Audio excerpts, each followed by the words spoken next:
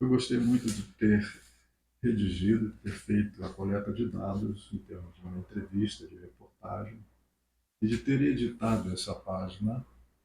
Gostei tanto que resolvi emoldurá-la. Ela faz parte do meu baú de espantos, meus alfarrábios. Ela já está quase desaparecendo, perdendo a cor. Mas, enfim, ela está aqui,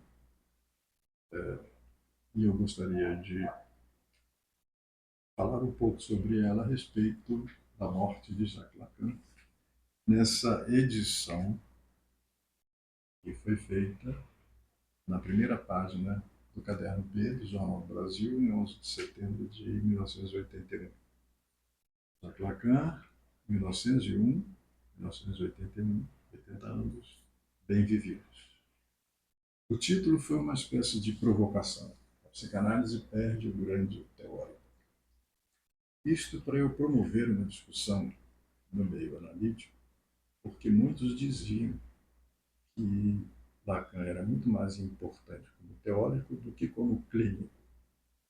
E eu, nessa época, fazia meu curso de psicologia na Universidade de Santa Úrsula, onde ensinava a professora e a psicanalista Elizabeth Miller, minha querida Beth Miller, que depois de ter visto essa página, em plena aula, me interpelou, dizendo: mas que história é essa de dizer que o grande teórico, como se ele não tivesse nenhuma importância clínica? Mordeu a isca. Então, em seguida, a aula adquiriu uma tensão, uma animação renovada. Discutimos sobre isso. Onde estava a maior contribuição? Se na clínica, se na teoria, se numa articulação nova entre ambas as instâncias. Enfim, conversamos bastante. E até hoje, quando eu me lembro, por exemplo, que o Freud dizia no final de sua vida que confiava muito mais nos achados teóricos futuros da psicanálise do que nos seus efeitos terapêuticos. Portanto, ela seria muito mais significativa nas suas descobertas teóricas do que no tratamento de sintomas. E o aparecimento do Lacan foi uma esperança renovada na eficácia da psicanálise, na sua eficiência simbólica, na sua valorização da verdade do sujeito, da emancipação do seu sofrimento, na passagem do sofrimento do sujeito para uma ação. Isso veio animar a psicanálise com um novo gás, com uma nova abertura para a linguística, para a filosofia, para a matemática, para a literatura, para a poesia, saindo, promovendo o retorno a Freud, saindo do modelo biológico, do modelo informacional, passando para o modelo estrutural, e, enfim, no final da vida, quando, por exemplo, há essa lembrança do Alves Vital Brasil, quando diz que ele estava nessa transição da linguística para uma semiologia. E ele estava em pleno voo, quando estava, depois de ter feito a formalização da psicanálise. Então, eu gostei muito da distribuição gráfica dos temas. Aqui a centralidade da foto, Lacan, e a legenda resume em grande parte a importância do seu ensino. O sujeito humano se constitui pela linguagem. Essa distribuição de um texto de Hélio Pellegrino, Quebrado,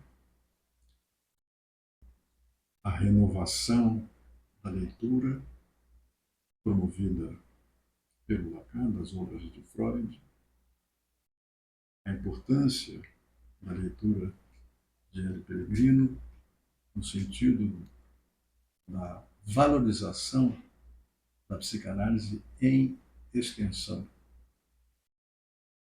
que ele incorpora como uma das lições do Lacan, seguindo o exemplo freudiano. O analista não se limita ao seu consultório e intervém diretamente na cultura. Ele fala, ele intervém, ele coloca uma posição crítica. Combina, então, a psicanálise intensiva, que se pratica no consultório, com a psicanálise extensiva ou em extensão, que lida com problemas culturais, problemas políticos, mostrando os pontos estagnados de uma determinada cultura. Hélio faz uma leitura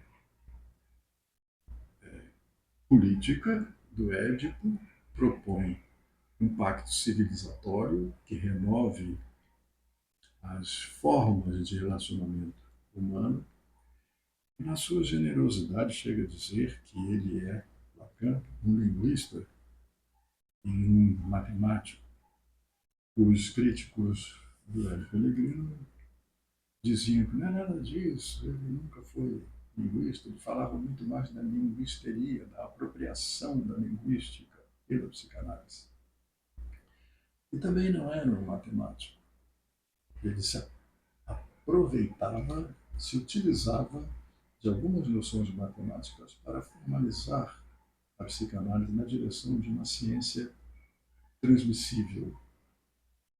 Enfim, são detalhes que ainda hoje se discutem, mas o que fica provado é que desde então, desde muito antes até, Hélio Pellegrino tinha uma, uma leitura de Lacan, que pode ser criticada, e o foi, por alguns lacanianos, em termos até mesmo ideológicos, em termos até mesmo políticos. Aqui nós temos do lado esquerdo a notícia da morte, que seria uma infecção generalizada, a causa da morte.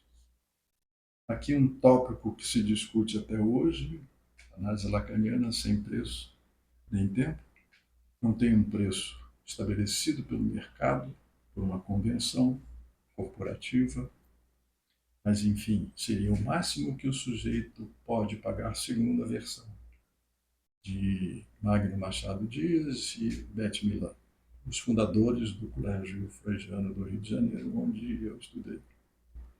Eu já tinha feito essa entrevista há algum tempo com os dois e guardava uma oportunidade para que ela fosse publicada.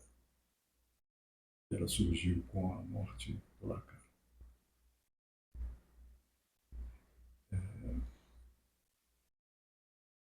Era um material inédito, tanto do ponto de vista da reportagem, da entrevista, quanto dos temas a serem tratados. Foi uma espécie de furo de reportagem, porque nessa época as pessoas não tinham elementos, não tinham informações para divulgar a psicanálise nesses termos. Além disso, nós temos a posição de cada um dos entrevistados. Resumidamente, Magno Machado Dias fala sobre o retorno a Freud, promovido pelo Lacan. A Claire Isabella Payne fala sobre o lugar de mestre ocupado depois da morte de Freud, ocupado pelo Lacan. José Guilherme Melchior, que era um crítico severo da psicanálise, um crítico literário e ensaísta político, e que prefere condenar a psicanálise dizendo que ela não tem mais importância nos países de língua inglesa, na Inglaterra e nos Estados Unidos. Acontece que ela vem adquirindo uma importância muito maior a partir justamente do ensino de Lacan, que se deu, primeiramente, através das faculdades de letras. Hoje é um grande movimento nos Estados Unidos que consideram, sim, relevante como pensador, como psicanalista, como crítico da cultura, todo o ensino promovido pelo Lacan. Mas o Melchior, nessa época, achava que Lacan, Barthes, Foucault, Lévi-Strauss, eram intelectuais que defendiam o que ele chama de irracionalismo. Ele insiste nessa palavra, são os irracionais. Entre eles também o filósofo Jacques Derrida. Ele não aceitava que a razão pudesse mudar de forma, de esses intelectuais, entre os quais se incluía Lacan, com a ampliação da noção de razão pelo avanço da importância da linguagem. Quer dizer, a razão se tornou muito maior e não apenas uma anti-razão, uma ausência de razão, como pretendia Melchior. E aqui um artigo a respeito da fundação de instituições lacanianas que se lançaram, se estabeleceram no Brasil a partir da década de 70, 75, 78. No Rio, em São Paulo, em Recife, enfim, com várias tendências no sentido de maior ou menor obediência ao ensino de Lacan. Sobretudo a partir da dissolução de sua própria escola, que, segundo Lacan, tinha ficado colada no seu ensino.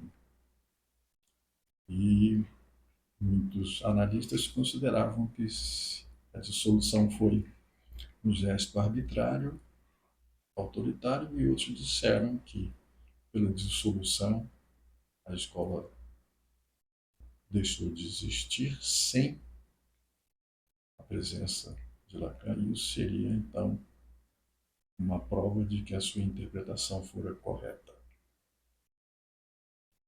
Enfim, toda uma discussão que se estabelece até hoje com a renovação do ensino promovida por Jacques Lamillet, seu herdeiro e genro, e lidera a Associação Mundial de Psicanálise, e que edita os seminários, os escritos